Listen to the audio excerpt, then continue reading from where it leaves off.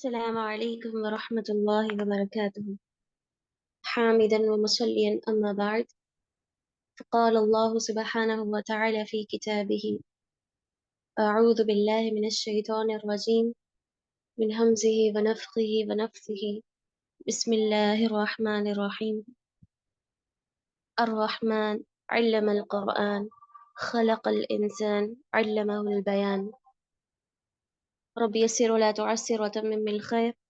رب اشرح لي صدري ويسر لي أمري واحلل عقدة من لساني يفقهوا قولي. رب زدني علما. اللهم صل على محمد وعلى آل محمد كما صليت على إبراهيم وعلى آل إبراهيم إنك حميد مجيد.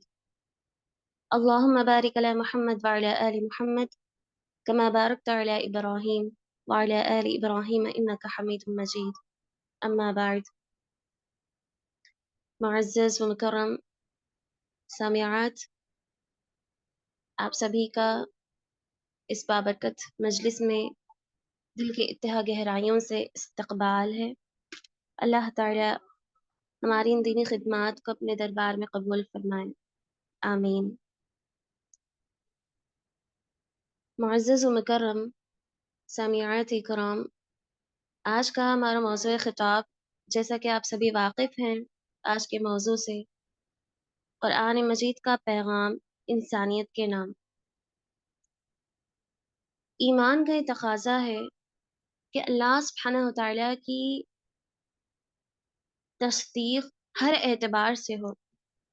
ایمان کا یہ تقاضا، ایمان کا یہ حصہ ہے، ایمان کے حصوں میں اس کی شروط میں یہ بات داخل ہے کہ اللہ تعالیٰ کی ذات اور اس سے جڑی ہوئی ہر چیز سے بندہ یقین رکھے، مکمل اعتماد رکھے اور تصدیق ہو باقاعدہ۔ اسی طرح کلام اللہ تعالیٰ کا کلام اس کتاب کے ذریعے سے ہے، لہٰذا کلام اللہ تعالیٰ کی کتاب کی تصدیق ہو، اس کے پیغام کو سمجھا جائے، اس کے پیغام کی پہچان بھی بے انتہا ضروری ہے۔ یہ بھی ایمان کا تقاضا ہے، یہ بھی ایمان میں شامل ہے باقاعدہ۔ اور ساتھ ہی ساتھ ہم اس بات سے بھی واقف ہیں کہ یہ کتاب اللہ تعالیٰ کی جانب سے ہے، لہٰذا اس میں کسی قسم کا اختلاف نہیں ہے۔ ہمیں اس بات کا مکمل یقین اور اعتماد ہے کہ چونکہ یہ کتاب اللہ کی جانب سے ہے، اللہ کا کلام ہے، اللہ کی نصیحتیں ہیں، اسی کی پیغامات ہیں، لہٰذا اس میں کسی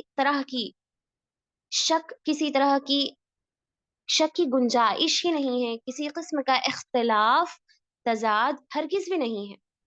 اور ساتھ ہی ساتھ ہمیں اس بات پر بھی یقین ہے کہ جن لوگوں نے بھی جس بھی دور میں اختلاف کیا ہے، شک پیدا کیا ہے، اور دوسروں کے دلوں میں بھی، ان کے ایمان میں بھی شک اور تضاد پیدا کرنے کی کوشش کی ہے، تو لہٰذا اللہ سبحانہ تعالیٰ نے ان پر بھی اعتماد اٹھا لیا۔ اللہ تعالیٰ نے ان کے سلسلے میں بتا دیا کہ اگر تم اختلاف پیدا کرنا چاہتے ہو تو پیدا کرو، لیکن اس میں کسی طرح کی اختلافی بات، کسی طرح کا تضاد ہرگز بھی پیدا نہیں کر سکتے۔ اللہ تعالیٰ نے اپنی کتاب میں کئی مقامات پر اس کا چیلنج بھی کر دیا ہے، جیسا کہ کفار مکہ بار بار پیارے نبی صلی اللہ علیہ وسلم سے یہی کہا کرتے تھے کہ یہ کتاب اے نبی آپ کی طرف سے نازل نہیں ہے، بلکہ اس کو اللہ تعالیٰ نے نہیں، شیاطین نے نازل کیا ہے۔ یہ شیطان کی باتیں ہیں، شیطان اور اس کی جماعت کی باتیں ہیں جو آپ تک پہنچاتے ہیں، یہ اللہ تعالیٰ کی جانب سے ہو ہی نہیں سکتا۔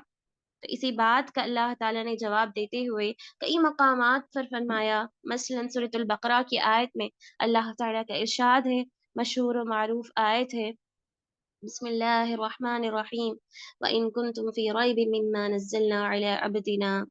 اے لوگوں، اگر تمہیں واقعی اس بات کا یقین نہیں ہے کہ اللہ کی جانب سے نازل کردہ ہے، اس میں کسی طرح کا شک ہے، اس میں کسی طرح کا اختلاف ہے، تو اس جیسی ایک صورت لا کر ہمیں دکھا دو، ہم پر جو اعتماد نہیں ہے اس کو پورا کر دو۔ تو دوسرے مقام پر اللہ تعالیٰ نے 10 صورتوں کی تصدیق کرنے کی حکم دی ہے۔ ام یقولون افترا قل فأتوا بعشر سور مثله مفتریات۔ اگر تمہیں ہماری اس کتاب پر یقین نہیں ہے تو اس جیسی 10 صورتیں لے کر آؤ۔ ہم نے اپنی کتاب میں کئی صورتیں نازل کی ہیں، کم از کم 10 صورتیں لے کر آؤ۔ कम से कम एक सूरत लेकर आओ। तो कहीं अल्लाह ताला ने मुकम्मल एक कुरान ही इस जैसा लाने का चैलेंज कर दिया। कुल लइन इज्तमअतिल इंसु वल जिन्नु अला अन यअतू बिमिस्लि हाज़िल कुरआन। ऐ नबी आप बता दीजिए कि क्या ये जिन्नात और इंसान, जितने भी इंसानियत और जितने भी जिन्नात हैं, क्या ये सभी मिलकर वला यअतून बिमिस्लिही वलौ कान बअदुहुम लिबअदिन ज़हीरा, अगरचे तमाम मिलकर भी एक दूसरे के मददगार साबित होकर भी सही इस जैसी कोई बराबर होने वाली चीज नहीं ला सकते। लिहाजा इन सारी आयात इसी बात की तरफ इशारा करती हैं, यही बात की तस्दीक करती हैं कि अल्लाह ताला की एक वाहिद किताब ऐसी है जिस पर किसी तरह का इख्तलाफ नहीं, जिसमें किसी तरह का शक नहीं किया जा सकता। और बंदा मोमिन का ये हक है कि वो इस पर ईमान लाए, इसकी तस्दीक करे, ना सिर्फ तिलावत कुरान। अब आइए, तिलावत कुरान, कुरान की कसरत से तिलावत करना। जब अल्लाह ताला ने ये बात बता दी कि मेरी जानिब से ये किताब, मेरी जानिब से ये किताब, इसमें जितनी भी बातें, जितनी भी नसीहतें, जितने भी पैगामात हैं, गोया वो मेरी बातें हैं, उसी तरह उसे अपनाओ जैसा हक है और उस पर अमल करो, उसी तरह उसकी तिलावत करो। बार बार इसी बात का हुक्म दिया गया, यतलून किताब अल्लाह, अल्लाह ताला की किताब की तिलावत किया करो। अब अगर हम तिलावत कुरान करें तो उसका क्या हदफ होना चाहिए? जब बंदा कुरान की तिलावत करता है तो उसका क्या सबब है, उसके पीछे उसका क्या मकसद होना चाहिए?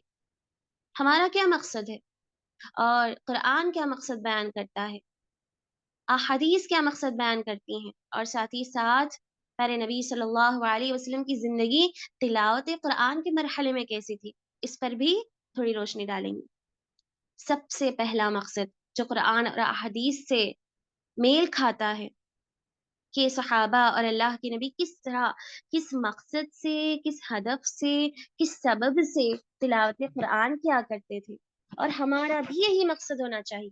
और वो क्या है सबसे पहला मकसद? कुरान की तिलावत इस मकसद से हो, इस यकीन से हो, इस हदफ से हो कि कुरान सबसे बड़ी मारिफत है, कुरान सबसे बड़ा इल्म है। दुनियावी जितने भी उलूम हैं, दुनियावी जितनी भी तालीमात में बंदा आगे बढ़ जाए, लेकिन इन सारी दुनियावी तालीमात का इल्म कहाँ से आया?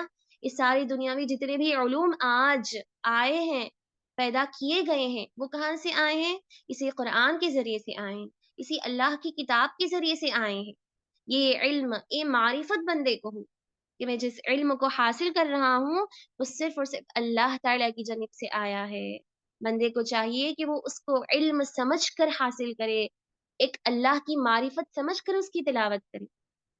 मोमिन के अंदर, उसके दिल और दिमाग में, उसके ज़हन में यही बात शामिल हो कि मैं कुरान की तिलावत इसीलिए कर रहा हूँ ताकि मैं इसके ज़रिए से अल्लाह ताला की मुकम्मल मारिफत हासिल करूँ, मुकम्मल पहचान अल्लाह ताला की मुझे हासिल हो जाए। इसी वजह से बंदे को इल्म हासिल करना चाहिए। गोया ये एक किस्म का इल्म है, एक किस्म की तालीम है।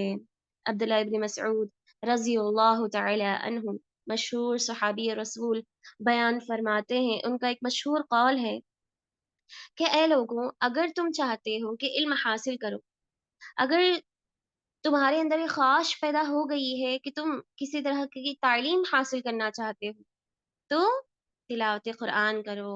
तो सबसे पहले दीन का इल्म, कुरान की तिलावत करो, कुरान को पढ़ो, कुरान के ज़रिए से इल्म हासिल करो।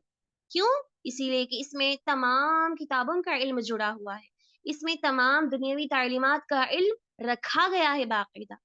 क़यामत तक आने वाले जितने भी इंसान हैं, तमाम इंसानों की ज़रूरतें, जितनी भी मोहताजियाँ, जितनी भी ज़रूरियात हैं, वो सारी की सारी ज़रूरियात का इल्म इसी में रखा गया है।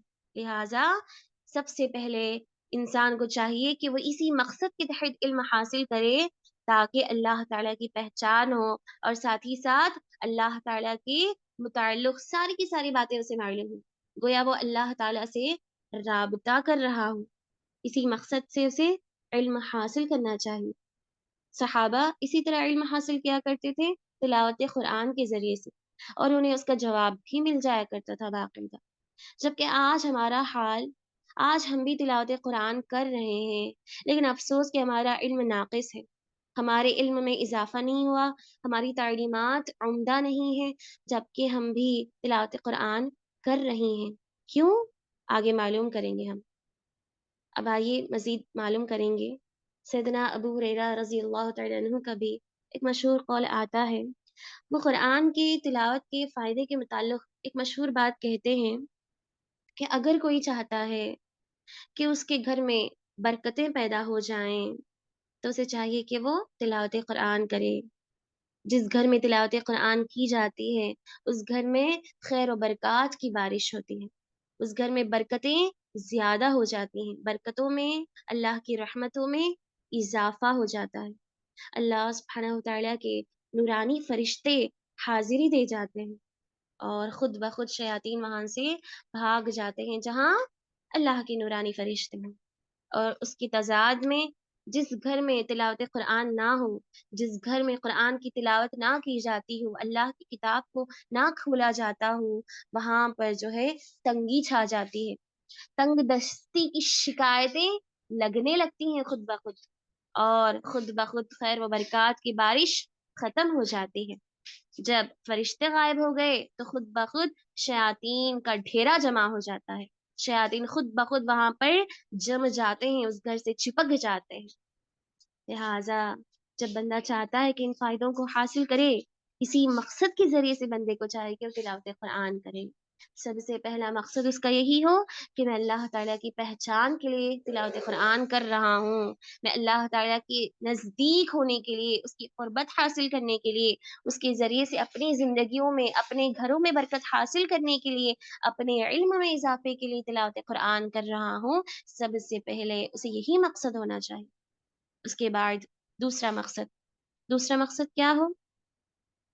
جہاں پر وہ تلاوت قرآن کر رہا ہے ساتھ ہی ساتھ اسے اس بات پر بھی یقین ہو کہ میری یہ نیکیاں، میری یہ عبادتیں ہرگز بھی رائے گاہ نہیں جائیں گی۔ جب میں تلاوت قرآن کر رہا ہوں باقاعدہ اس کا جیسا حق ہے اس کو، اس کے حق کے مطابق اس کو ادا کر رہا ہوں، تو مجھے ضرور و ضرور اس کا اجر اور ثواب مکمل حاصل ہوگا۔ لہٰذا دوسرا مقصد تلاوت قرآن کا بندہ مومن کے لیے یہی ہو کہ وہ اس بات کا صاف ارادہ رکھے کہ اجر و ثواب مجھے حاصل ہوگا، اور ساتھ ہی ساتھ اللہ تعالیٰ اس کے ذریعے سے درجات کو بلند فرما دیں گے، نہ صرف اس دنیاوی زندگی میں بلکہ آخرت کی زندگی میں بھی میرے درجات تمام انسانیت کے سامنے بلند اور اعلیٰ کر دیے جائیں گے۔ بندے کا دوسرا مقصد یہی ہو۔ اسی لیے پیارے نبی صلی اللہ علیہ وسلم بیان فرماتے ہیں، زین القرآن بأصواتکم، جب تلاوت ہو رہی ہے تو مزین ہو، تلاوت میں بلند آواز ہو، خوبصورتی ہو۔ زین القرآن بأصواتکم، اے لوگوں قرآن کو مزین آواز کے ساتھ کرو، قرآن کو بہترین آوازوں کے ساتھ، خوبصورت عمدہ آوازوں کے ساتھ مزین کرا کرو۔ جس طرح اس کا پڑھنے کا، اس کی تلاوت کا حق ہے اسی طرح اس کی تلاوت کیا کرو۔ تلاوت میں، اس کے آداب میں یہ بات بھی شامل ہے کہ اسے اچھی خوبصورت آواز میں پڑھا جائے۔ اس کے بعد تیسرا مقصد تلاوت قرآن کا، تیسرا مقصد کیا ہونا چاہیے؟ سب سے پہلا تو بندہ پڑھ رہا ہے تاکہ اللہ کی معرفت حاصل کرے، اللہ کی قربت حاصل کرے۔ دوسرا اس مقصد سے، اس نیت سے کہ اللہ تعالیٰ اسے اجر و ثواب سے نوازے گا۔ اور تیسرا مقصد کیا ہو؟ تاکہ اس علم کے ذریعے سے وہ عمل بھی کرے۔ جہاں پر علم حاصل ہو رہا ہے وہاں عمل ضرور بضرور لازم آتا ہے۔ لہٰذا بندے کا مقصد یہ ہو کہ میں اس تلاوت قرآن کا اسی لیے فائدہ اٹھا رہا ہوں تاکہ یہ میرے لیے فائدہ مند ثابت ہو، تاکہ اس کے ذریعے سے میں عمل کروں، اپنی زندگی میں تبدیلی پیدا کروں۔ لہٰذا تلاوت قرآن کرنا جس طرح ضروری اور اہم ہے، اسی کے مطابق عمل کرنا بھی اتنا ہی اہم اور لازم آتا ہے۔ جیسا کہ صحابہ کا کیسا عمل تھا، صحابہ تلاوت قرآن کس طرح کیا کرتے تھے، ان کا کیا طریقہ، ان کا کیا سلیقہ تھا اس سلسلے میں۔ صحابہ کے سلسلے میں مشہور بات آتی ہے کہ صحابہ 10 آیات کی تلاوت فرماتے، صرف اور صرف 10 آیات کی تلاوت فرماتے، اس کو اچھی طریقے سے حفظ کر لیتے، یاد کر لیتے ان 10 آیات کو.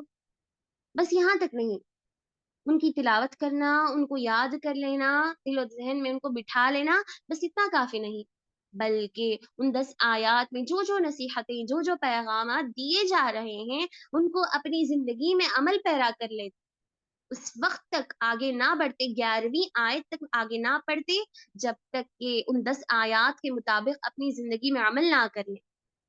صحابہ کہتے ہیں کہ ہم میں سے ہر شخص جب 10 آیات سیکھ لیتا، جب ہم 10 آیات کو سیکھ لیتے، اس وقت تک آگے نہ پڑھا کرتے، آگے نہ تلاوت کرتے، جب تک کہ ان کو نہ سمجھ لیتے، جب تک کہ ان کی تفاسیر کو نہ جان لیتے، جب تک کہ اس میں جو نصیحتیں کی جا رہی ہیں ان کو نہ سمجھ لیتے اور ان کے مطابق عمل نہ کرتے، اس وقت تک ہم آگے نہیں بڑھا کرتے. چلے، یہ رہا صحابہ کا طریقہ تلاوت قرآن کا. یہ رہا تیسرا مقصد تلاوت قرآن کا. اب آئیے چوتھا مقصد. چوتھا مقصد کیا ہے؟ پیارے نبی صلی اللہ علیہ وسلم کا کیسا عمل تھا؟ اللہ کے نبی صلی اللہ علیہ وسلم جب بھی تلاوت قرآن کیا کرتے، خصوصاً رات کی نماز میں، جب اللہ کے نبی رات کی نماز میں قرات کیا کرتے تو گویا اللہ کے نبی اپنے رب سے کلام کر رہے ہوں، گفتگو کر رہے ہوں، گویا رب سے کلام کر رہے ہیں. جیسا کہ پیارے نبی صلی اللہ علیہ وسلم کا عمل تھا، ایسے ہی ہر ایک شخص کو تلاوت کرنا ہے باقاعدہ، اس یقین سے کہ گویا میں اپنے رب سے بات کر رہا ہوں، تلاوت قرآن میں ہو یا پھر نماز میں ہو، نماز میں آیات آ رہی ہیں اس کے ذریعے سے ہو، یا پھر جب تلاوت قرآن میری زبان پر ہو رہا ہے اس کے ذریعے سے بھی. جب بھی قرآن کی آیت اس کی زبان پر آ جائے، اگرچہ نماز میں ہو، اس کا یہی احساس ہونا چاہیے، یہی اعتماد ہونا چاہیے کہ گویا میں اپنے رب کے سامنے ہوں، اس سے باتیں کر رہا ہوں، اس سے ہم کلام ہوں. اس سے ایمان کی حلاوت پیدا ہوتی ہے، اسی کے ذریعے سے ایمان میں مٹھاس، ایمان میں لذت، ایمان میں یقین، ایمان میں بڑھوتری اور اضافہ پیدا ہوتا ہے، جیسا کہ پیارے نبی صلی اللہ علیہ وسلم کی زندگی میں تھا. اللہ کے نبی صلی اللہ علیہ وسلم کی ایسی راتیں بھی گزری ہیں تہجد میں، جہاں پر اللہ کے نبی بار بار ایک ہی آیت کو پوری رات پڑھا کرتے تھے. مثلا ایک آیت آتی ہے، ان تعذبهم فانهم عبادك، اے اللہ اگر تو تیرے بندوں کو عذاب دے دے تو وہ تیرے ہی بندے ہیں. ان تعذبهم فانهم عبادك، اگر تو تیرے بندوں کو عذاب دے رہا ہے تو وہ تیرے ہی بندے ہیں. وَإِن تَغْفِرْ لَهُمْ فَإِنَّكَ غَفُورٌ رَحِيمٌ، اور اگر تو انہیں بخش دے، معاف فرما دے، مغفرت فرمائے، فَإِنَّكَ غَفُورٌ رَحِيمٌ، یقیناً تیری ہی ذات ہے جو سب سے زیادہ رحم کرنے والی، بخشنے والی اور معاف کرنے والی ذات ہے. پیارے نبی صلی اللہ علیہ وسلم انہی آیات کو بار بار اپنی راتوں میں گزارا کرتے تھے. نہ صرف اللہ کے نبی صلی اللہ علیہ وسلم بلکہ صحابہ کا بھی یہی عمل تھا، صحابیات کا بھی یہی عمل رہا اور تابعات کا بھی یہی عمل رہا. ایک صحابی بیان فرماتے ہیں کہ میں نے دیکھا کہ عائشہ رضی اللہ تعالی عنہا نماز عشاء کے لیے کھڑی ہیں اور میں وہاں سے گزر کر چلا گیا. دیکھا کہ ام المؤمنین نماز عشاء پڑھ رہی ہیں تو میں وہاں سے چلا گیا. اور جب میں صبح آ کر دیکھا تو عائشہ رضی اللہ عنہا وہیں کھڑی ہیں اور اسی آیت کی تلاوت کر رہی ہیں بار بار. میں نے جس آیت پر دیکھا تھا، رات کو سنا تھا، اسی آیت کو ابھی تک تلاوت کر رہی ہیں. اور وہ کون سی آیت ہے؟ فمن اللہ علینا ووقانا عذاب السموم، اے اللہ ہم پر احسان فرما اور ہمیں عذاب جہنم سے بچا لے، دردناک عذاب سے ہمیں بچا لے. فمن اللہ علینا ووقانا عذاب السموم، اور اگر اللہ تعالیٰ نے چاہا تو ضرور اللہ تعالیٰ ہم پر احسان کرے گا، ہم پر رحم فرمائے گا اور ہمیں اس خطرناک عذاب سے بچا لے گا. سبحان اللہ، کس قدر انہیں احساس تھا کہ ہم گویا اللہ سے بات کر رہے ہیں. اسی طرح سعید بن جبیر رحمہ اللہ بہت بڑے تابعی گزرے ہیں، ان کے سلسلے میں بھی ایک بات آتی ہے کہ ان کی رات بھی جو ہے ایک مرتبہ اسی آیت پر گزری، وَاتَّقُوا يَوْمًا تُرْجَعُونَ فِيهِ إِلَى اللَّهِ. قرآن کریم کی آخری آیت مانی جاتی ہے یہ نزول کے اعتبار سے.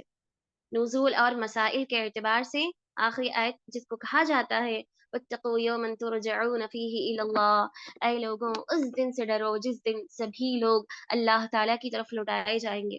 सुम्मा तुवफ़्फ़ा कुल्लु नफ़्सिन मा कसबत वहुम ला युज़लमून, और हर एक को अपने अपने अमाल का हिसाब दिया जाएगा, अपने अपने अमाल का पूरा पूरा बदला दिया जाएगा। वहुम ला युज़लमून, और किसी पर भी जरा बराबर भी जुल्म और नाइंसाफी नहीं होगी। इसी आयत को बार बार जो है सईद इब्न जुबैर रहिमहुल्लाह पढ़ा करते थे। हसन बसरी रहिमहुल्लाह की भी सारी रात फला आयत पर गुजरी थी। और वो कौन सी आयत है?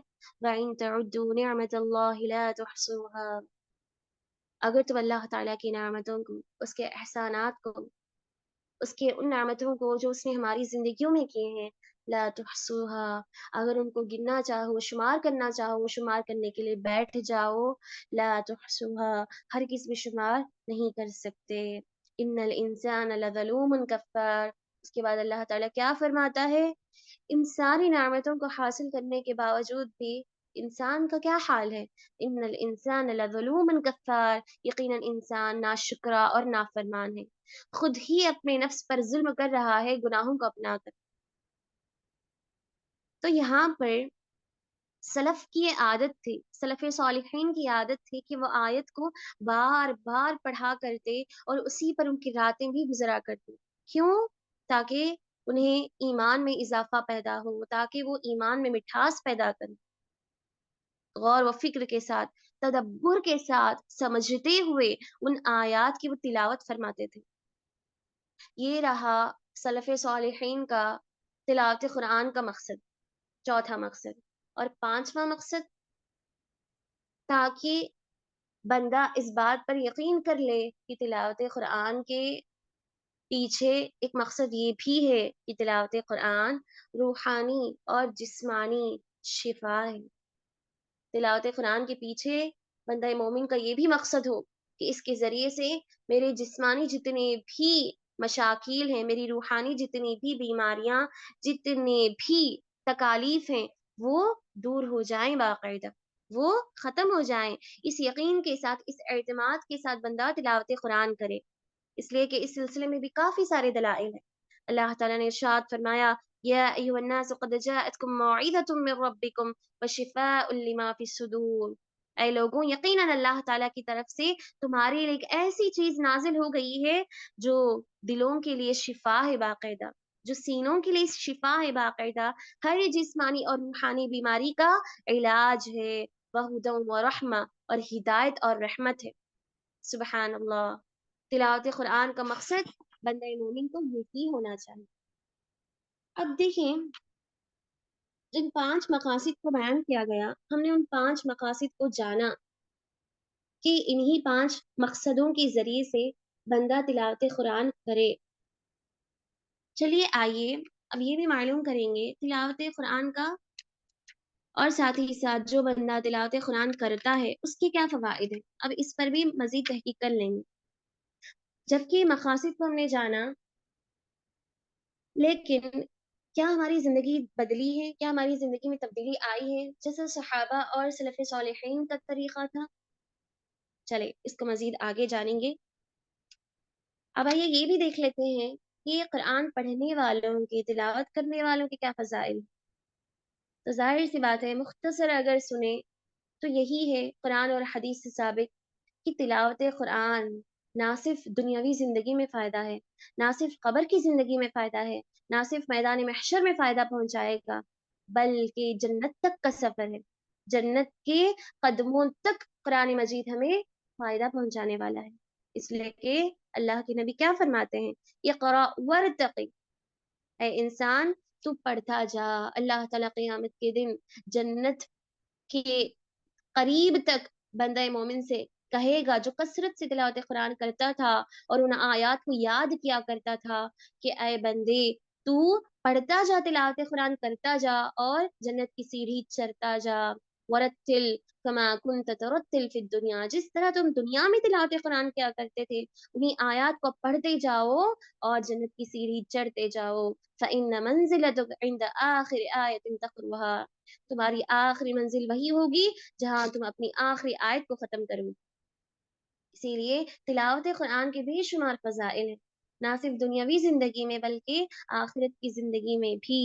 प्यारे नबी सल्लल्लाहु अलैहि वसल्लम ने यहाँ तक इरशाद फरमा दिया, इक़राउल कुरआन फ़इन्नहु यअती यौमल क़ियामति शफ़ीअन लिअस्हाबिह, ऐ लोगों कुरान पढ़ा करो, कसरत से तिलावत किया करो, इसलिए कि क़यामत के दिन बंदे के हक में सिफारिशी बनकर आएगा। उस वक्त तक अल्लाह ताला से सिफारिश करता रहेगा जब तक कि वो बंदे को माफ ना फरमा दे, उसके तमाम गुनाहों को बख्श ना दे। सुबहान अल्लाह। अब आइए, अब हमने तिलावत कुरान के क्या फजाइल हैं उनको जाना, जबकि हम में से हर एक को ये सभी चीजें मालूम है, अक्सर व बेशतर बल्कि सभी को ये मालूम है। आप में से सभी, हम सभी बहनें जानती हैं बाकायदा कि तिलावत कुरान अल्लाह ताला की जानिब से एक वाहिद मौजिज़ा है जो क़यामत तक रहने वाला है। तिलावत कुरान और उसके बेशुमार फ़ज़ाइल और फ़वाइद ना सिर्फ दुनियावी और उखरवी ज़िंदगी में भी होने वाले हैं। तिलावत कुरान के जो फ़ज़ाइल हैं, तिलावत कुरान का जो मकसद है, जिस मकसद से पढ़ना चाहिए, इससे भी हम वाकिफ़ हैं। और अल्हम्दुलिल्लाह हमारी ज़िंदगियाँ तिलावत कुरान से गुज़र रही हैं बाकायदा। हम तिलावत कुरान को इन्हीं मकसदों के ज़रिए से कर रही हैं और इसी नीयत से, ताकि जितने भी फ़वाइद और फ़ज़ाइल कुरान और हदीस में बयान किए गए, वो हमें हासिल हो जाएँ बाकायदा। ये सारी चीज़ें हमें मालूम हैं। अब क्या? अब बात ये है, सवाल ये है कि क्या कुरान का जो असल पैगाम है, क्या उसको हमने समझा? कुरान में जितने भी फ़ायदे बयान किए जा रहे हैं, कुरान को पढ़ने के, कुरान के तिलावत के, ये जितने भी फ़ज़ाइल और फ़वाइद हैं, क्या हम इससे फ़ायदा उठा रही हैं बाकायदा? क्या इसके ज़रिए से हमारी ज़िंदगी में तब्दीली आ रही है या नहीं? क्या हमने इसको वाक़ईअतन इसका सही हक़ अदा किया है या नहीं? आइए चलिए एक अहम मौज़ू पर गुफ्तगू करेंगे। अब तक ये सारी बातें थी जो हमें मालूम है। इसके बावजूद भी मैंने आपके सामने बातें रखी ताकि आयत और अहादीस ताज़ा हो जाएँ, ताकि जो आने वाली बातें हैं, जो अब आप सुने बगौर सुने और समझें, इसके लिए आसानी हो जाए। इन बातों को सुनने के लिए आसानी हो जाए, इसीलिए पिछली बातें बयान की गईं। अब हमारा अहम मौज़ू शुरू होगा, इसको आप बगौर सुनें। अब सवाल ये है, जबकि सवाल ना समझें बल्कि एक बहुत बड़ा मसला समझें, एक बहुत बड़ा मसला, एक बहुत बड़ा शक कि हम तो तिलावत कुरान कर रही हैं बाकायदा। कुरान की तिलावत हमारी ज़िंदगियों में, हमारे घरों में हो रही है।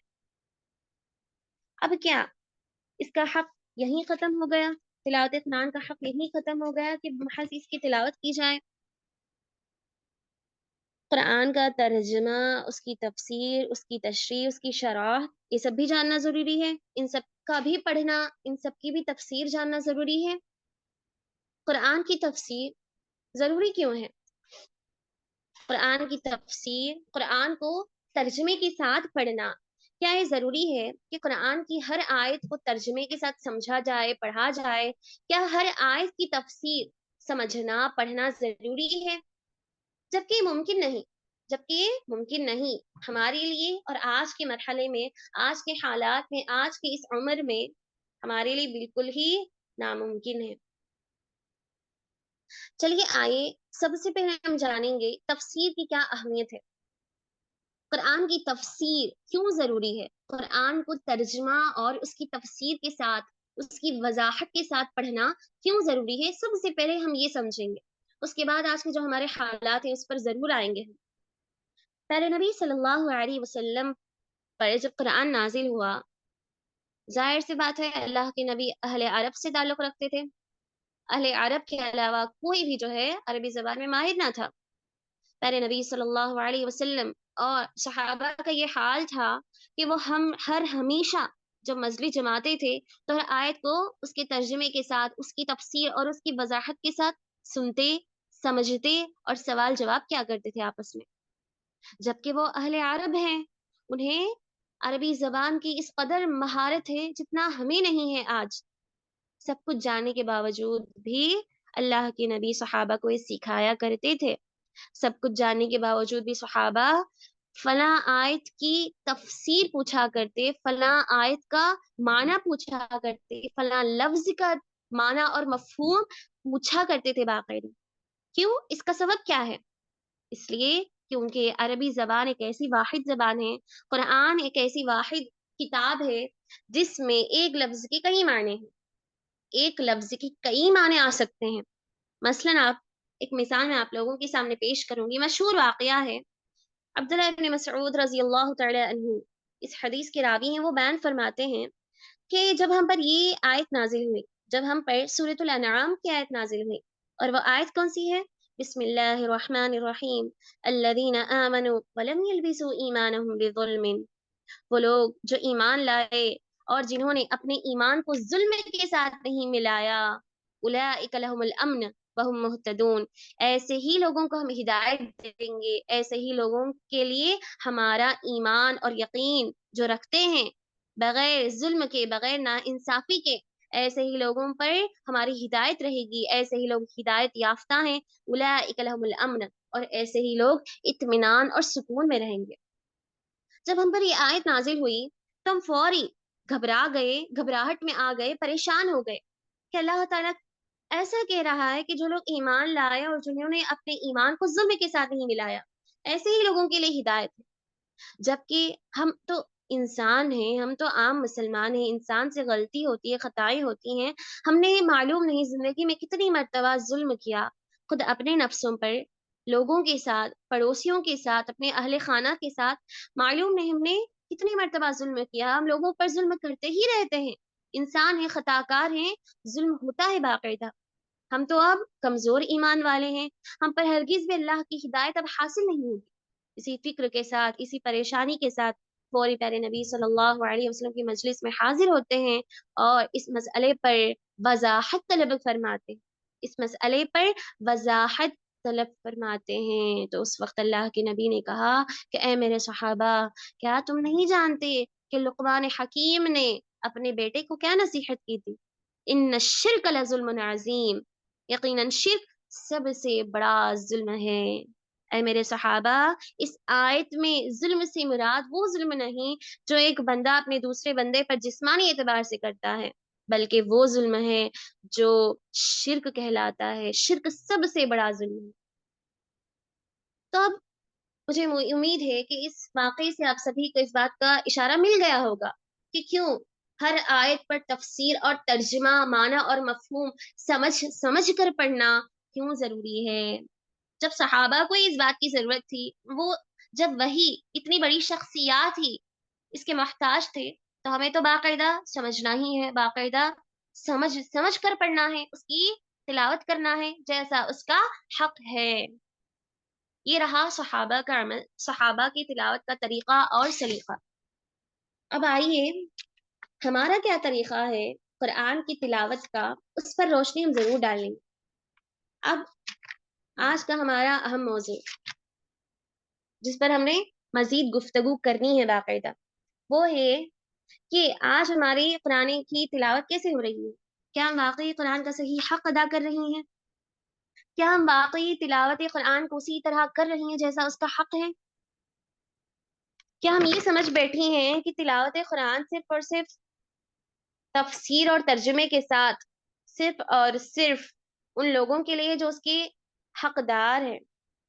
چلیے اس ساری غلط فہمیوں کو آج ہم دور کریں گے. سب سے پہلی بات، مرد و حضرات اور خواتین کے اندر یہ سب سے پہلی اور سب سے بڑی غلط فہمی ہے ان کا یہ کہنا کہ تلاوت قرآن، قرآن کا پڑھنا تمام لوگوں کے لیے ہے، ہمارے لیے تو بس اتنا کافی ہے کہ ہم اس کی تلاوت کریں. یہ تو علماء کے لیے، بڑے بڑے معلمات کے لیے، یہ تو ان لوگوں کے لیے جو بڑی بڑی شخصیات ہیں، جو قرآن اور حدیث سے جڑی ہوئی ہیں، جو کتابوں کو اچھی طرح سے جانتی ہیں، جنہیں کتابوں کا علم ہے، جو دین سے جڑی ہوئی ہیں، جو علماء ہیں، جو معلمات ہیں باقاعدہ. صرف اور صرف انہی کے لیے ضروری ہے کہ وہ قرآن کو ترجمے کے ساتھ پڑھیں. ان کے لیے ضروری ہے کہ وہ تفسیر جانے باقاعدہ. ہم ہم عام لوگوں کے لیے یہ نہ ضروری ہے اور نہ ہی اللہ تعالیٰ نے اس بات کا حکم دیا۔ یہ سب سے پہلی غلط فہمی۔ نہ صرف اس غلط فہمی کا شکار ہوتی ہیں باقاعدہ، بلکہ دوسروں پر بھی یہ ہمارا روب جم جاتا ہے۔ ہماری یہ باتیں ہم دوسروں پر بھی تھوپ دیتی ہیں۔ جو تفسیر کرنا چاہتی ہیں ان کے لیے یہ کہہ دینا، ان پر یہ الزام لگا دینا کہ ہمارے لیے تفسیر ممکن نہیں، اس کو چھوڑ دو، ترجمہ تفسیر اس کی وضاحت یہ سب نہ ضروری ہے اور نہ ہی ممکن ہے۔ نہ صرف ہم اس کو چھوڑ دیتی ہیں بلکہ دوسروں کو بھی اس نیکی سے محروم کر دیتی ہیں۔ اسی لیے آج ہم دیکھتی ہیں، ہم خواتین، کہ قرآن سے جو اصل پیغام ہے وہ نہیں لیا جا رہا۔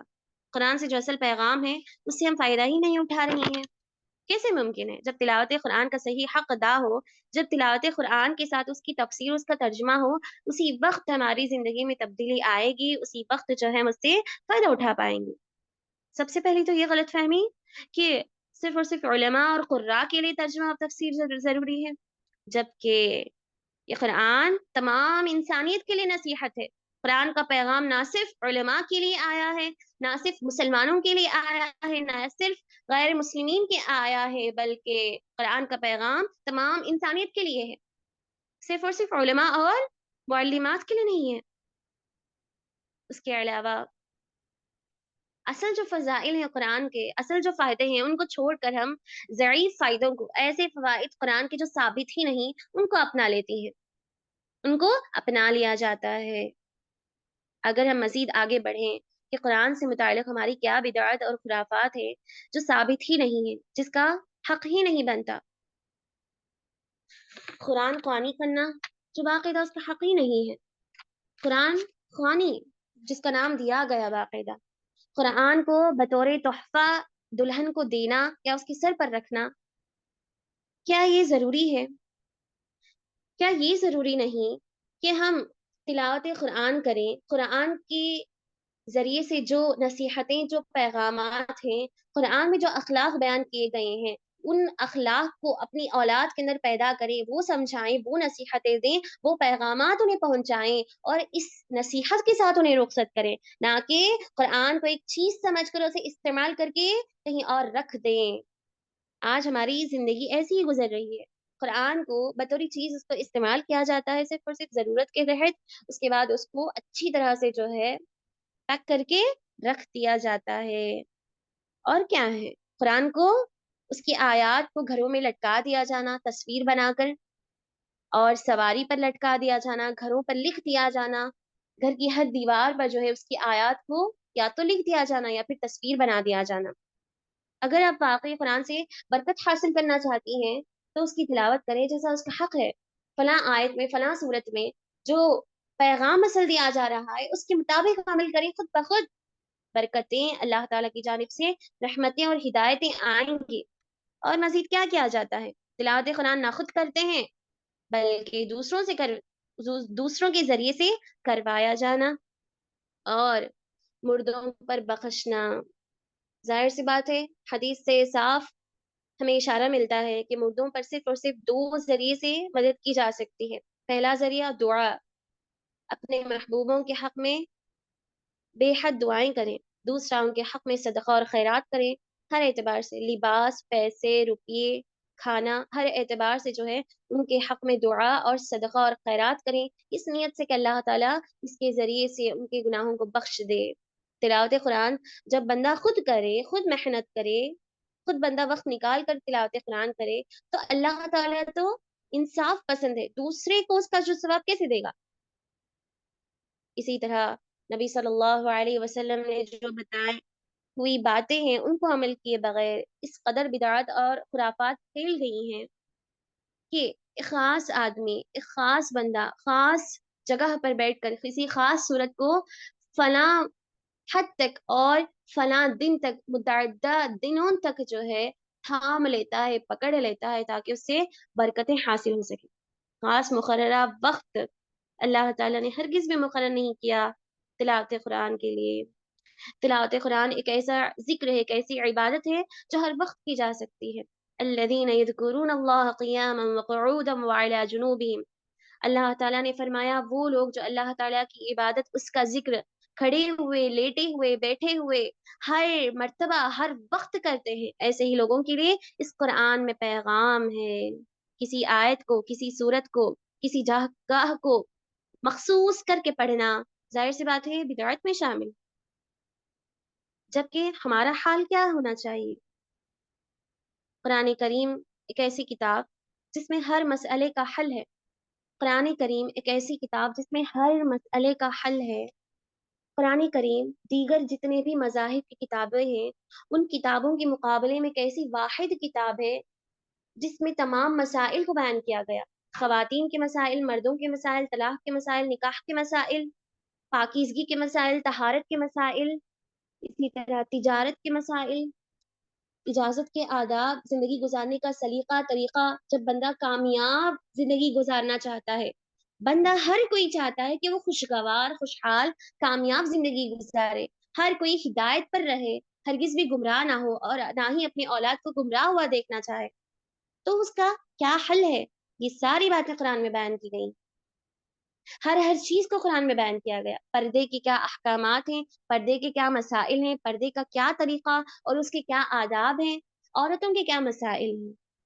آپ دیگر مذاہب کی کتابوں کو دیکھیں، کسی کتاب میں عورت کے مرتبے کو، اس کے مقام کو بالکل گھٹا دیا گیا، اور کسی کتاب میں عورت کے مقام اور مرتبے کو مرد سے زیادہ بڑھا چڑھا کر دیا گیا، جبکہ قرآن ایک ایسی واحد کتاب ہے جس میں مرد کے ساتھ ساتھ عورت کے مرتبے کو برابر کر دیا گیا، برابر دیا گیا، حتیٰ کہ اس کے سلسلے میں ایک مخصوص صورت ہی نازل کر دی گئی۔ اور کیا مسائل ہیں قرآن میں؟ ہر چیز کا حل، ہر چیز کا حل صرف اور صرف قرآن مجید کے ذریعے سے۔ اولاد کی تربیت کس طرح ہو، نبی صلی اللہ علیہ وسلم کی اتباع کس طرح ممکن ہے، صحابہ کے اوصاف کیسے تھے، ہم اپنی زندگی کس طرح گزاریں۔ اگر بندہ پریشان ہے، بندہ پریشان ہے، پریشان حال ہے، تو اس کا کیا علاج ہے، اس کا کیا حل ہے؟ وَأَحْسِنُوا إِنَّ اللَّهَ يُحِبُّ الْمُحْسِنِينَ، اللہ نے فرمایا کثرت سے نیکی کرو، کثرت سے لوگوں پر احسان کرو۔ ان اللہ یحب المحسنین، یقیناً اللہ تعالیٰ احسان کرنے والوں پر مہربان ہے، پسند فرماتا ہے۔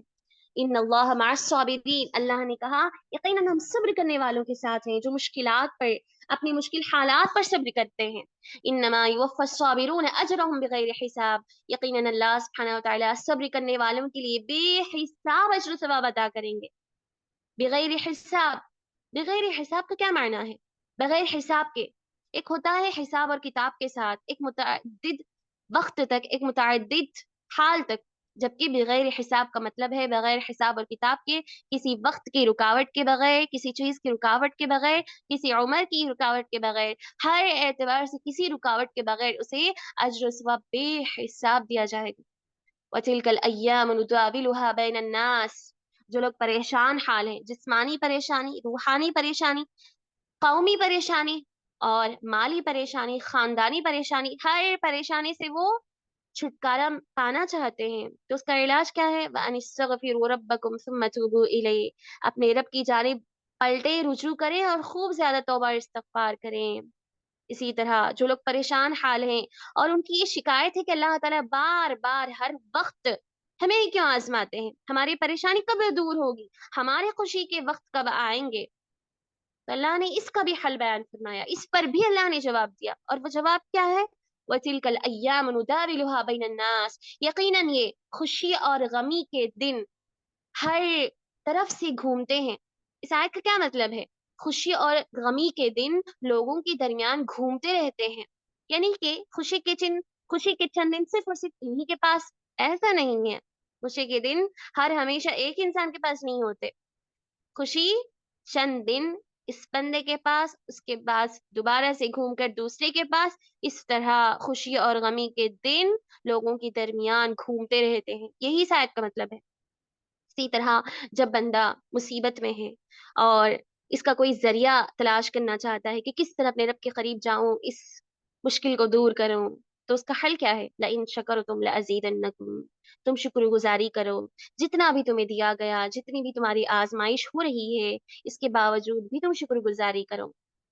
ان اللہ لا يهدي من هو كاذب کفار، اخلاق کے بارے میں اللہ کیا فرماتا ہے؟ یقیناً اللہ تعالیٰ اس کو ہرگز بھی ہدایت نہیں دیں گے कौन? मन हुआ कादिबन कफ्फार, जो नाफरमान और झूठा हो। सबसे बड़े झूठे इंसान को अल्लाह ताला हरगिज भी कामयाबी और हिदायत से नहीं नवाजेंगे।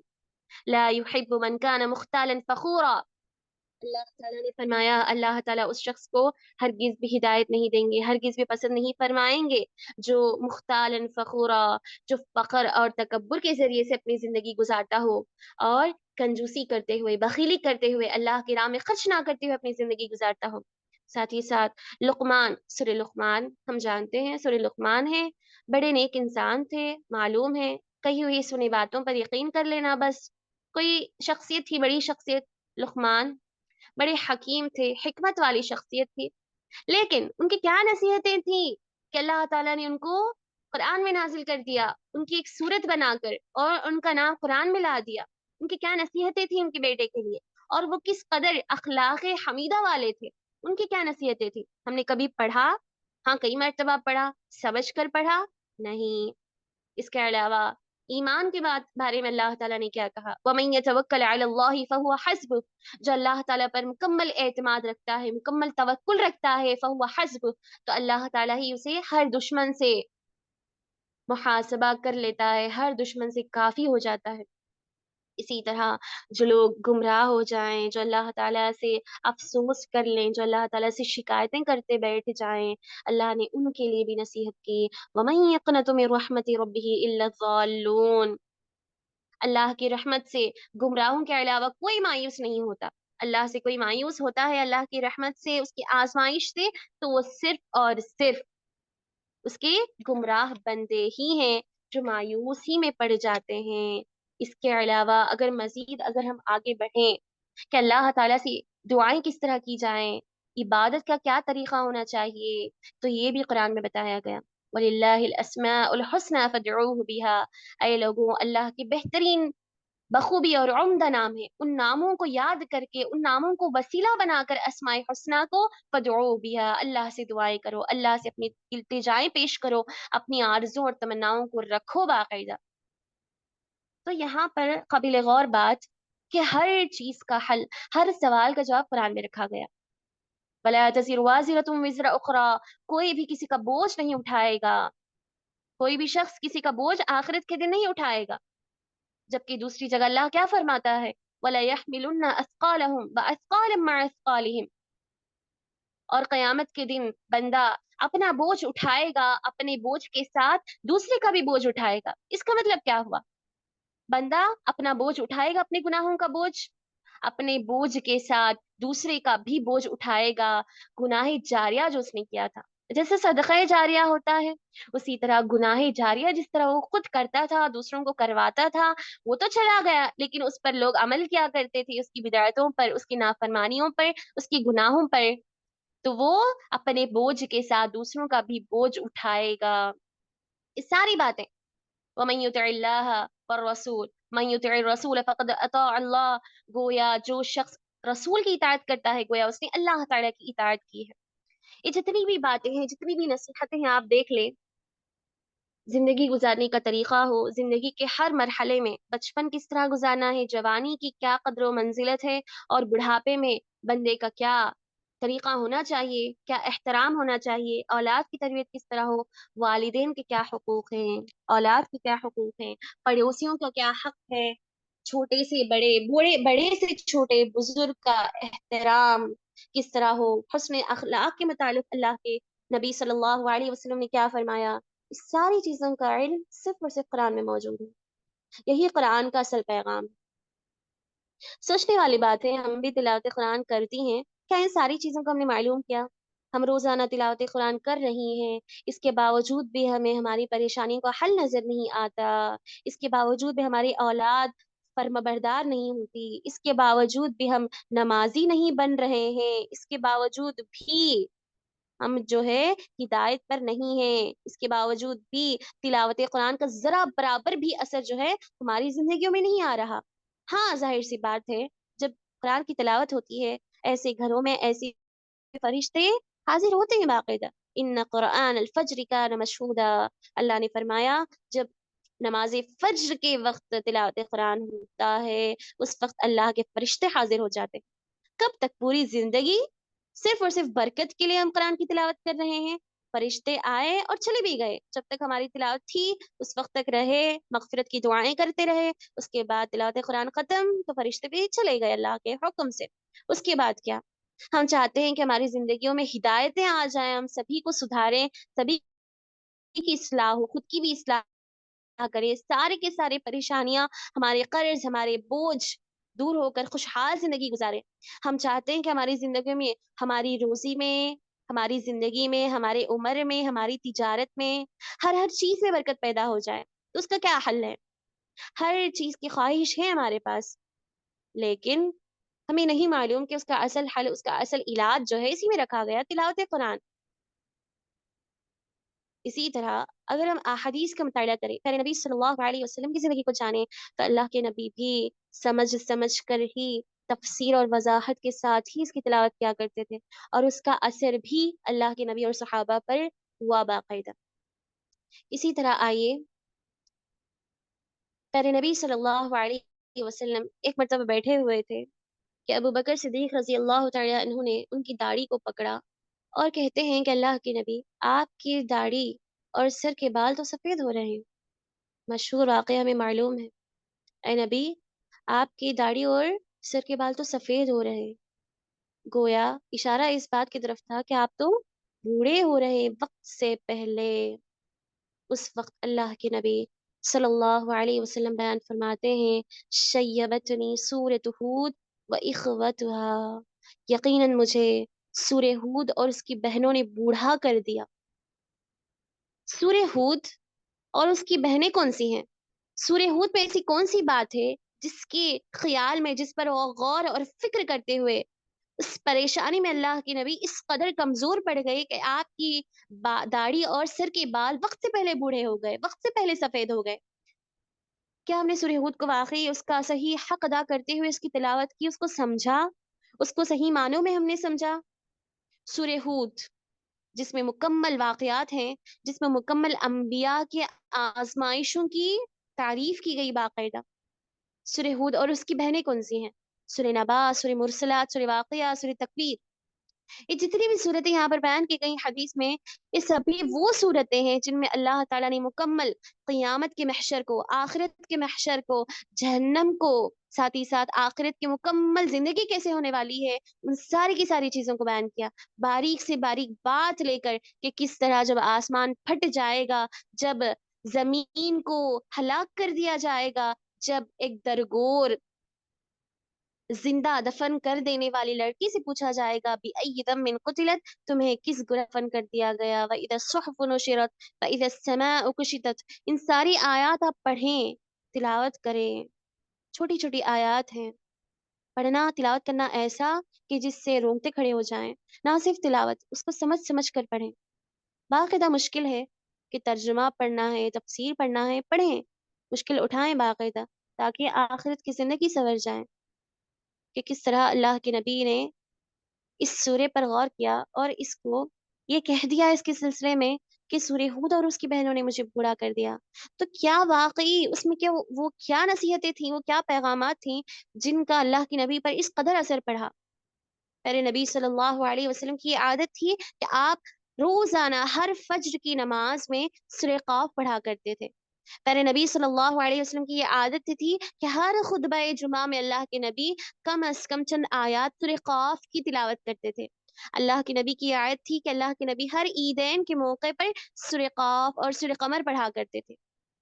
تو سوچنے اور سمجھنے والی بات ہے کہ آخر کیا وہ سورہ قاف میں خاص بات ہے، سورہ قاف میں کیا نصیحتیں اور پیغامات رکھے گئے جن کو اللہ کے نبی نے بار بار پڑھا، جن کو اللہ کے نبی ہر جمعے میں پڑھتے، روزانہ ہر نماز فجر میں پڑھتے اور عیدین میں پڑھا کرتے تھے۔ کثرت سے اس صورت کی تلاوت ہو رہی ہے، ہمیں بات معلوم ہے، یہ حدیث ہم تک پہنچی ہے باقاعدہ، لیکن اس میں کیا نصیحتیں، اس میں کیا پیغامات دیے گئے ہیں، اس میں آخر وہ کون سی خاص بات ہے جس کے سبب اللہ کے نبی اس کو کثرت سے پڑھا کرتے تھے؟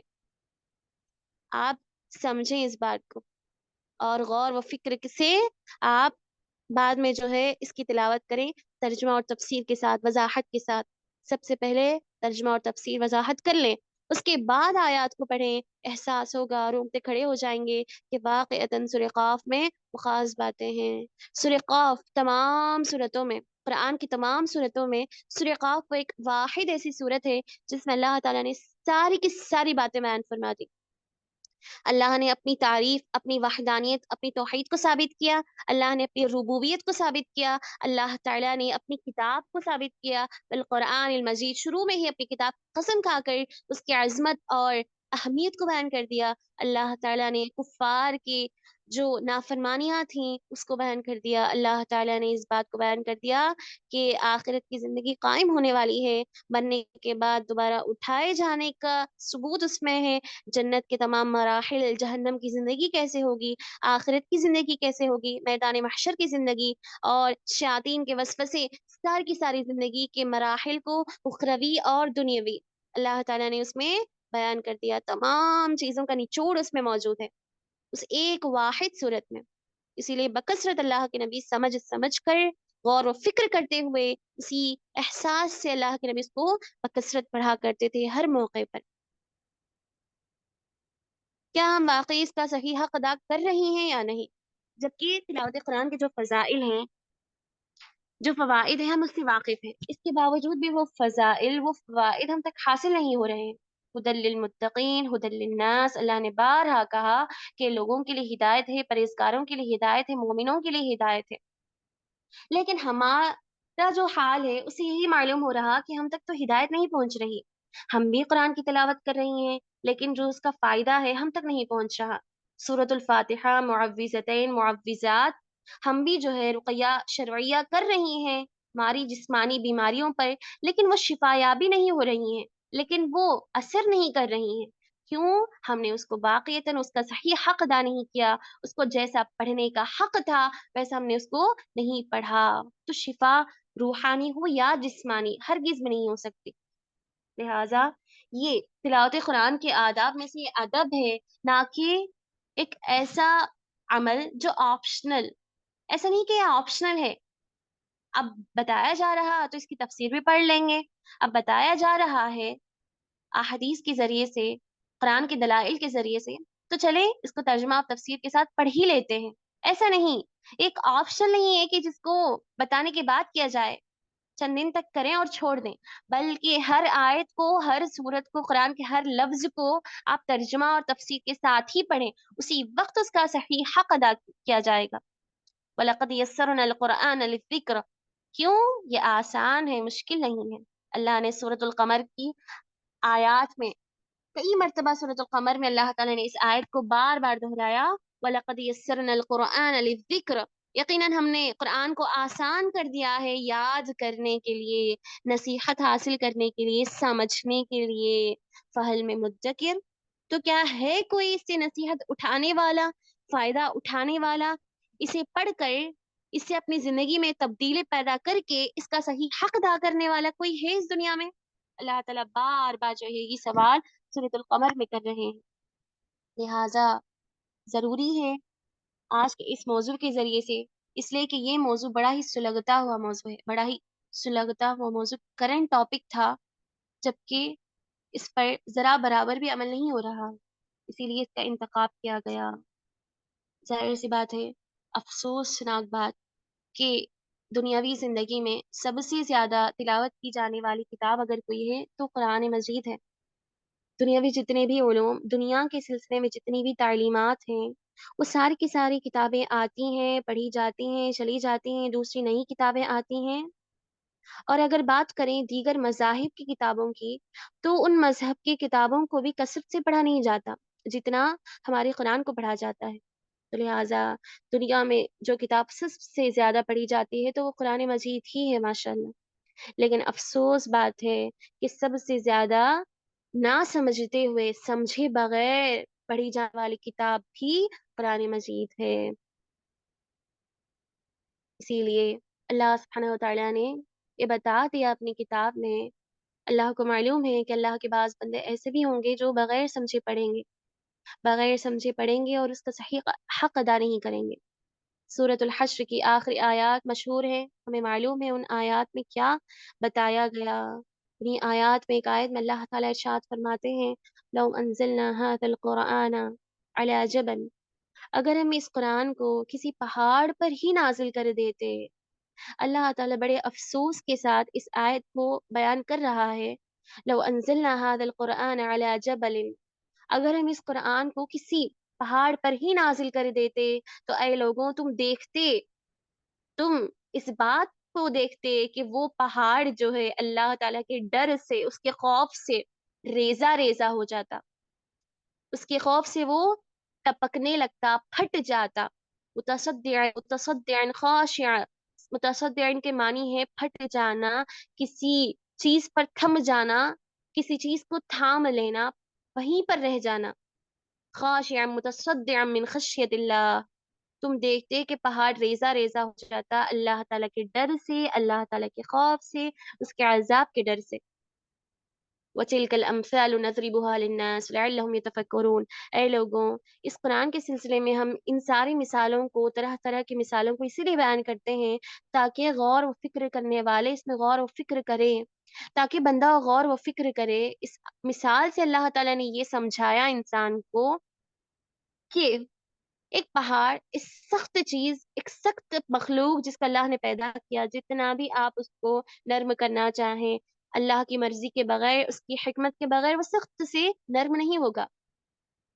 جبکہ اللہ نے مثال دے کر سمجھا دیا کہ یہ پہاڑ بھی ریزہ ریزہ ہو جاتا اگر اس قرآن کو ہم اس پر نازل کر دیتے۔ کیوں؟ کیونکہ تمہارے اندر تو وہ خوف، وہ ڈر ہرگز بھی موجود نہیں ہے جو اس پہاڑ کے اندر آ جاتا جب ہم اس کو نازل کر دیتے۔ تو معلوم ہونے والی بات یہ ہے کہ اللہ تعالیٰ نے اسی بات کی طرف اشارہ کیا اس حدیث سے کہ بندہ پڑھتا تو ہے، قرآن کی تلاوت کرتا ہے باقاعدہ، لیکن اس کا صحیح حق ادا نہیں کرتا، اس میں جو عذابات کا ذکر آتا ہے اس سے وہ خوف نہیں کھاتا، اور جہاں پر جنت کا ذکر آتا ہے اس سے امیدیں نہیں لگاتا، جہاں پر فرمانیوں اور رکاوٹ سے بچنے کا وعید سنائی جاتی ہے وہاں سے وہ رکتا نہیں۔ خلاصہ کلام آخر میں یہی بتانا چاہوں گی کہ اس میں کسی طرح کی شکایت نہیں ہے سبھی سے، مقصد یہ ہے بتانا کہ ہم سبھی اپنی زندگی میں تبدیلی اسی وقت پیدا کر سکتی ہیں جب ہم قرآن کو پڑھیں، جب ہم قرآن کی تلاوت کریں باقاعدہ، اسی وقت یہ ممکن ہے کہ ہماری زندگی خوشحال ہو جائے۔ زندگی کی شروعات تلاوت قرآن سے کریں، اس لیے کہ تلاوت قرآن میں ہر موضوع کو ذکر کیا گیا، ہر موضوع کو چھیڑا گیا باقاعدہ۔ آج تک ہم ابھی تک جو ہے جتنے بھی ٹاپکس لے کر آ رہے ہیں، جتنی بھی موضوعات کا آج تک ہم نے سنا ابھی تک، وہ قرآن سے لیے گئے ہیں، وہ سبھی موضوعات قرآن سے لیے گئے، جبکہ آج کا موضوع صرف اور صرف قرآن تھا، صرف اور صرف قرآن تھا۔ مکمل ہمارا زور قرآن کی طرف ہو، قرآن کی طرف کثرت سے ہمارا زور ہو، لہٰذا اس کو کثرت سے تھام لیں۔ اللہ کے نبی صلی اللہ علیہ وسلم نے یہ وعدہ کیا، ان اللہ یرفع بهذا الکتاب اقواما، یقیناً اللہ تعالیٰ اسی کتاب کے ذریعے سے بعض لوگوں کو بلندی عطا فرما دیتا ہے، دنیاوی زندگی میں بھی وہ مقام اور عزت میں اپنی زندگی گزارتے ہیں، اور آخرت کی زندگی میں بھی اللہ تعالیٰ انہیں قیامت تک آنے والے تمام لوگوں کے ذریعے عزت اور بلندی عطا فرمائے گا۔ وَيَدْعُ بِهِ آخَرِينَ، اور اسی کتاب کے ذریعے سے اللہ تعالیٰ بعض لوگوں کو ذلیل اور رسوا بھی کر دیتا ہے، لہٰذا ایسے لوگوں میں شامل نہ ہوں کہ پڑھتے جا رہے ہیں لیکن ذلیل اور رسوائی ہماری قدم چوم رہی ہے، ہرگز بھی ایسے لوگوں میں شامل نہ ہوں۔ ایسے مندوں میں ہمارا شمار ہونا چاہیے جن کے بارے میں اللہ کے نبی نے بیان فرمایا اس کے ذریعے سے اللہ تعالیٰ بلندی اور مقام و مرتبہ، عزت اور سربلندی عطا فرماتے ہیں۔ اس سلسلے میں پیارے نبی صلی اللہ علیہ وسلم نے بڑی پیاری بہترین دعا بھی سکھائی ہے، اس دعا کا کثرت سے اہتمام کریں۔ اللہم اجعل القرآن ربیع قلبی ونور صدری وجلاء حزنی وذہاب ہمی، اے اللہ ہمارے لیے اس قرآن کو، اس کے پڑھنے کو، اس کی تلاوت کو ہمارے دل کا بہار بنا دے۔ دل کا بہار، اس سے مراد یہ ہے کہ جب بندہ تلاوت قرآن کرے تو اس کا دل مطمئن ہو جائے، خوش ہو جائے، اس کی زندگی میں تبدیلی پیدا ہو۔ بنور صدری، اس کے سینے کا نور، اس کے سینے کا نور بن جائے۔ وجلاء حزنی، اس کے تمام غم اور مشاکل کو دور کرنے کا یہ ذریعہ۔ وذہاب ہمی، के जितने भी गम हैं, उसके जितने भी फ़िक्र हैं, उसकी जितनी भी मुश्किलात हैं, उन सारी मुश्किलात से बचने का एक वाहिद तरीक़ा तिलावत कुरान है। यहाँ पर भी इस दुआ में भी ये हल बताया जा रहा कि हर मुश्किल का हल तिलावत कुरान में रखा गया। हर बीमारी का इलाज तिलावत कुरान में रखा गया। हर मुतमईन इत्मीनान वाली ज़िंदगी का हल, हर खुशगवार ज़िंदगी का हल कुरान में रखा गया। लिहाज़ा इससे ना सिर्फ़ कसरत से पढ़ें, बल्कि इसका जो सही हक़ है उसको अदा करें, तर्जुमा और तफ़सीर के साथ। अब इन सारी बातें मालूम होने के बावजूद भी जब कोई बंदा ये कहे कि मुझसे ये नहीं हो पाएगा, मेरे लिए तर्जुमा और तफ़सीर मुमकिन नहीं, सिर्फ़ तिलावत कुरान मुमकिन है, तब भी जो है उसे नेकियां ज़रूर हासिल होंगी। तिलावत कुरान का जो अजर सवाब है वो तो हासिल होगा ही। इसलिए कि अल्लाह के नबी ने क्या कहा? लेकिन अलिफ़ुन हर्फ़ुन व लामुन हर्फ़ुन वलीमुन हर्फ़ुन। जब बंदा कुरान की तिलावत करता है तो उसके एक-एक हर्फ़ पर 10-10 नेकियां लिखी जाती हैं। जो सवाब है वो तो हासिल होगा ही, सिर्फ़ सवाब चाहिए हमें। उससे बढ़कर जो हिदायत हासिल होगी, उससे कहीं ज़्यादा बढ़-चढ़ कर हमारी ज़िंदगी में तब्दीली आएगी, हमारी इस्लाह होगी, हमारी ज़िंदगी में सुधार पैदा होगा। हम वो सारी चीज़ें कर सकते हैं इस तिलावत कुरान को समझ के पढ़ कर, जो हम करना चाहते हैं बाकायदा। हमारी सारी ख़्वाहिशात पूरी हो सकती हैं इसके ज़रिए से, अगर हम वाक़ई इसका सही हक़ अदा करेंगे। लिहाज़ा कसरत से तिलावत कुरान हो, हर मौके पर, हर वक़्त, हर जगह, हर हालत में हो, बगैर किसी बिदअत और खुराफात को अपनाते हुए और साथ ही साथ इससे फ़वाइद और नसीहतें भी हासिल की जाएँ। तफ़सीर को हरगिज़ भी मामूली और हक़ीर चीज़ या फिर मुश्किल चीज़ ना समझें। सहाबा और अल्लाह के नबी का ये तरीक़ा था, बहुत बड़ी ज़िम्मेदारी से, बहुत मुश्किलात से जो है आज तफ़सीर हम तक पहुँची है। बड़े-बड़े मुफ़स्सिरीन गुज़रे हैं इस तफ़सीर को बनाते-बनाते। हमारा एक उन्वान ये भी होना चाहिए कि तफ़सीर हम तक कैसे पहुँची है, इल्म का क्या किरदार रहा, इल्म और अमल के सिलसिले में, तालीम को इकट्ठा करने के सिलसिले में सहाबा, सलफ़े सालिहीन और मुफ़स्सिरीन का क्या किरदार था। अगर हमें ये भी मालूम हो जाए, तो हमें तफ़सीर की अहमियत मालूम होगी। लिहाज़ा कसरत से तिलावत कुरान और समझ-समझ कर करें। तफ़सीर को अहमियत दें बाकायदा। तफ़सीर की किताबों को, उन मादों को, उन क्लासेस को हर एतबार से अहमियत दें। छोटे लफ्ज़ का तर्जुमा ही क्यों ना हो, समझें, लिखें, दिमाग में बिठाएँ, दूसरों से समझें, दूसरों को समझाएँ। इसको हरगिज़ भी हक़ीर ना समझें। कुरान और उससे जुड़ी हर नसीहत हमारे लिए कीमती है, अहमियत की हामिल है बाकायदा। ऐसा नहीं कि दर्जे के हिसाब से दर्जे के लोग ही इसे पढ़ें, दर्जे के हिसाब से दर्जे के लोग ही उसको समझें और अमल करें। अल्लाह ताला से दुआ है कि अल्लाह ताला हम सभी को कुरान का सही हक़ अदा करते हुए उससे फ़ायदा उठाने की तौफ़ीक़ अता फ़रमाए। अल्लाह सुब्हानहू व तआला से दुआ है कि अल्लाह ताला कुरान का जो असल पैगाम है, वो सारी इंसानियत तक पहुँचाने और उस पर अमल करने की तौफ़ीक़ अता फ़रमाए। सुब्हान रब्बिना रब्बिल इज़्ज़ति अम्मा यसिफ़ून व सलामुन अलल मुरसलीन वल्हम्दुलिल्लाहि रब्बिल आलमीन।